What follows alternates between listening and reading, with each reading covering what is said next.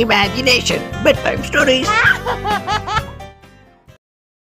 மேக்ஸும் எலும்பு துண்டும். அது ஒரு மாலை நேரம்.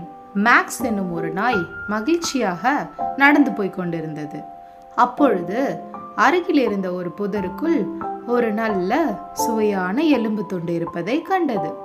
அதை பார்த்த மேக்ஸ், வாவ், இது ரொம்ப சூப்பரா இருக்கும்னு நினைச்சது. அதை எப்படியாச்சு தானே அடைஞ்சிடணும்னு ஆசைப்பட்டுச்சு. அதனால அந்த புதருக்குள்ள போய் அந்த எலும்பு துண்டை ரொம்ப கஷ்டப்பட்டு வெளியே எடுத்துட்டு வந்துருச்சு. யாருக்கும் தராம வீட்டுக்கு போய் அமைதியா தானே சாப்பிடணுன்ற ஆர்வத்தோட கிளம்பியது. பாதையில ஒரு ஆற்றுப்பாலம் வந்தது.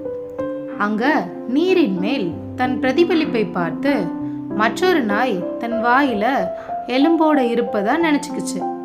அதன் மனதிற்குள்ள எப்படியாச்சு அந்த எலும்பையும் நம்ம அடையணும் அப்படின்னு நினைச்சது.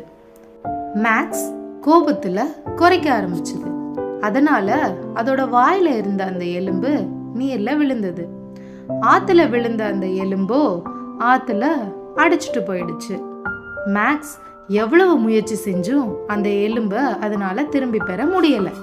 தனது தவறை உணர்ந்த மேக்ஸ் மிகவும் வருத்தத்துடன் வீட்டை நோக்கி ஏமாற்றத்துடன் நடந்தது. கதையின் நீதி: இருக்கிறத வச்சு சந்தோஷமா இருக்க பழகணும். பேராசைப்பட்டா இருக்கிறதும் இல்லாம போயிடும். பேராசை பெருநஷ்டம்.